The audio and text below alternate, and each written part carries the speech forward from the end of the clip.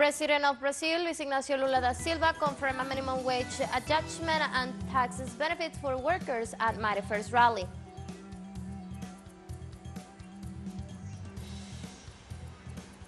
In France, thousands of people were injured during protests against the pension reform imposed by Emmanuel Macron.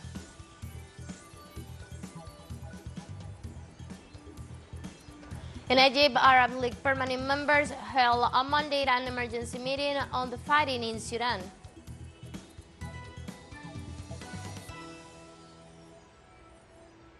Hello, welcome to From the South. I'm Ana Marrero from the teleSUR headquarters in Caracas, Venezuela. We begin with the news. Stay with us.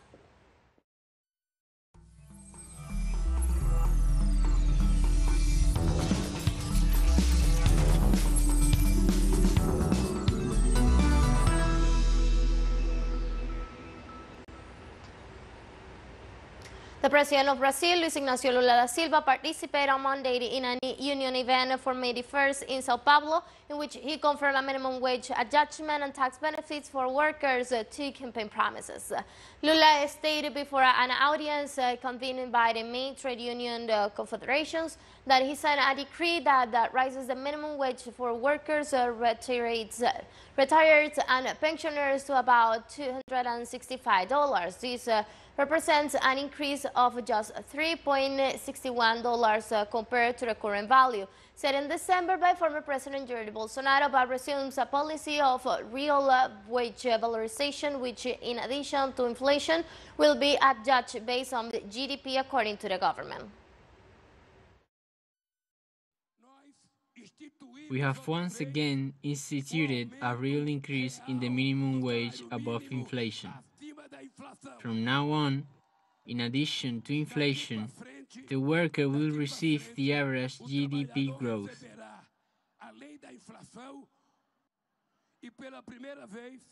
For the first time, we will truly guarantee that women must earn the same salary as men if they have the same job, without ifs and buts. I want to prove to you that in these next 4 years, we will do much more than I did in my first 8 years in office. And I will do it because of my commitment to the working people. In Venezuela, hundreds of citizens gathered in the streets of the capital city to celebrate International Workers' Day. The mobilization was led by President Nicolás Maduro and several high-ranking officials to the national government. During the meeting, the Venezuelan president denounced the seizure of the U.S. of Citgo, the largest subsidiary of state-owned PDVSA outside Venezuelan territory. The head of the state also announced a series of economic measures aimed at combating unilateral sanctions and the economic war for the benefit of the Venezuelan working class.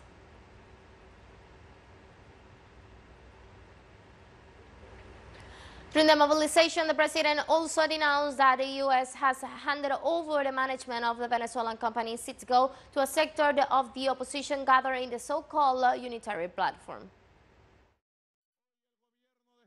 Today,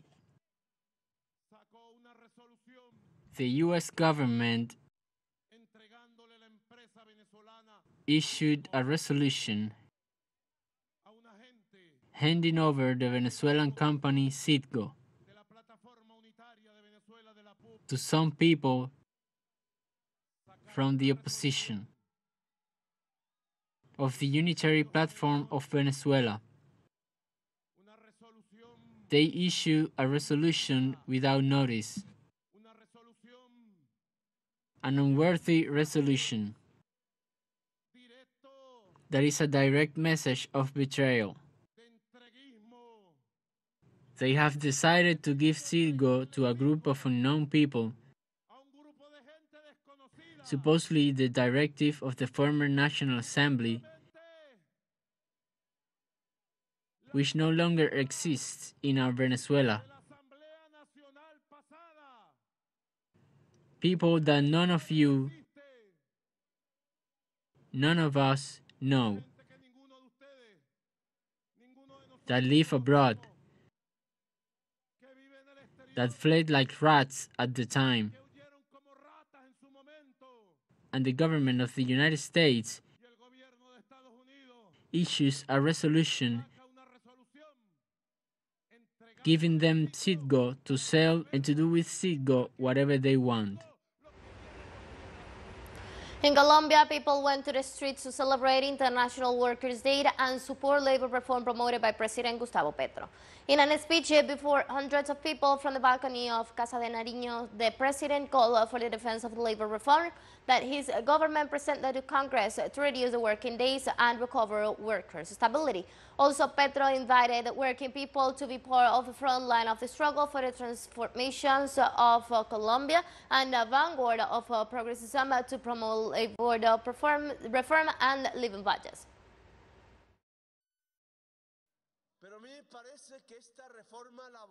This labor reform is one of the key reforms for the changing times in Colombia. What is being proposed here is nothing more and nothing less to reduce the working day, a struggle that gave rise to this day, a struggle of North American workers, most of them immigrants at that time, from Ireland, Italy, workers who settled there in the United States and were killed because they did not want to see the working people raise the flag of dignity. In this sense, President Gustavo Petro also assured that the people must remain mobilized in the face of the interests of restricting the reform proposed by his administration. Before, in many pseudo-intellectual analyses, people used to say whether it was the reform or the revolution. It seems to me that they go hand in hand. Reforms can lead to a revolution. The attempt to restrict reforms can lead to a revolution. What is needed, in any case, is people to be mobilized as they were with Bolívar, as they were with Melo, as they were with López Pumarejo and Gaitán. Let's take a very short break now, but remember you can now follow us on our TikTok account as teleSUR English, in which you will be able to see news in different formats, news updates, and more. Stay tuned for more news.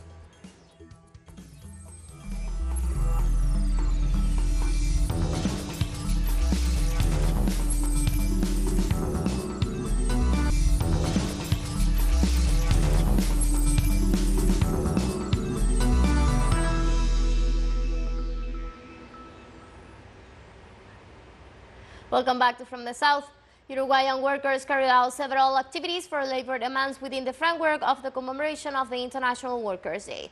Submitted by the Inter-Union Plenary of Workers National Convention of Workers, popularly known as PIT-CNT, the Uruguayans gathered at the Martyr of Chicago Square under the slogan "Today as yesterday, the working class will not fail."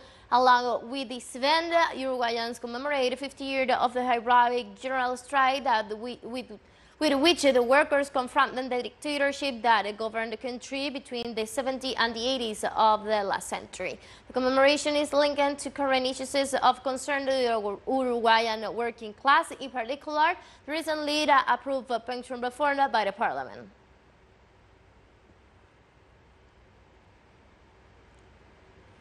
In Argentina, social and trade unions organizations celebrate Workers' Day with demonstrations.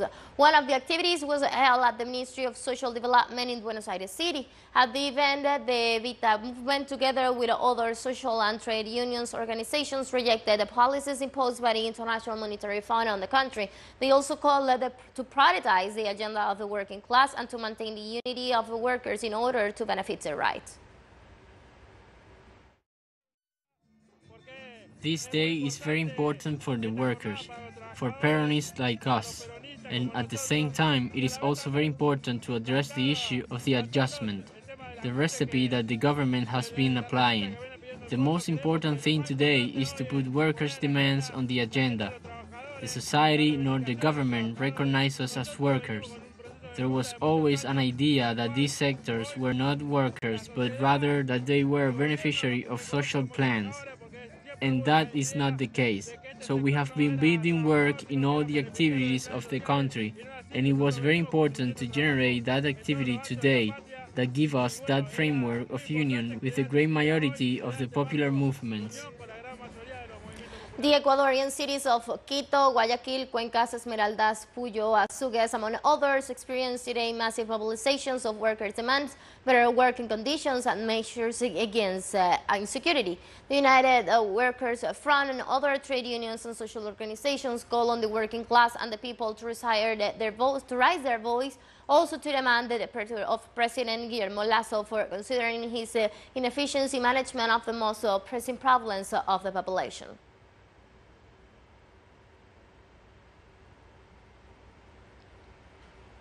In France, thousands of people were injured during the repression of protests against the pension reform imposed by Emmanuel Macron.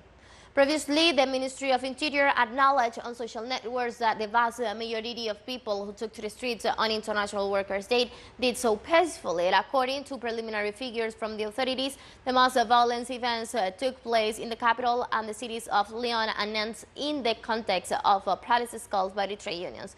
In Nantes, some 30 people were injured and one protester was hospitalized with serious hand injuries.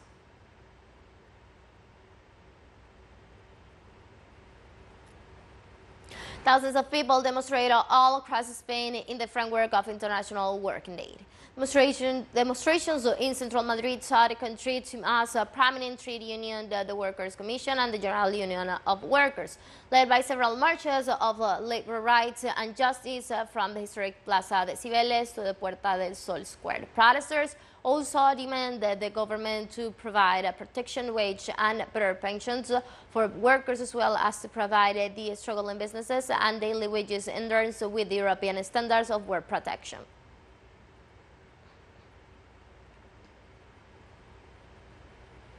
In Nigeria, workers rallied on Monday, May the 1st, like fellow counterparts across the world to mark the International Workers' Day.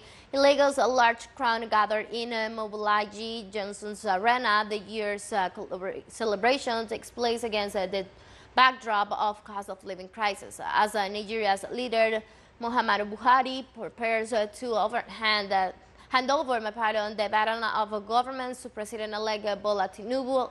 Unions call for a reduction of poverty, saying the economic situation is precarious and everybody is expecting the government to try to alleviate the situation and make it better.